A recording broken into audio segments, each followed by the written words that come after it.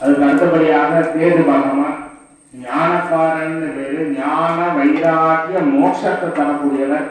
ஆன்மீகம்னா என்னன்றத உணர வைக்கக்கூடியவர் கேது பகவான். குடும்பம்னா என்ன அப்படின்றத உணர வைக்கக்கூடியவர் சனி பகவான். அது மட்டுமல்லாமல் யோக போகத்தை தரக்கூடியவர் ராகு பகவான். ஞான வைராக்கிய மோட்சத்தை தரக்கூடியவர் யாரு அப்படின்னா அது கேது பகவான் தான். அப்படிப்பட்ட கேது பகவான மனசால பிரார்த்தனை படிக்கிறது. ஞானத்தை வழங்கக்கூடியவர். ஆன்மீகம்னா என்ன, ஆன்மீக நாட்டத்தை ஏற்படுத்தக்கூடியவர் கேது பகவான். அவருக்கு பிடித்தமான தானியம் கொள்ளு பயிர். அந்த கொள்ளு பயிர்னால ஹோமம் பிரார்த்தனை வச்சுக்கோங்க. ஓம் அல்பதாத விஷ்ணே பூல அல்சாத தீமஹே தன்னோ கேது பிரச்சோதயாத் ஸ்வாஹா.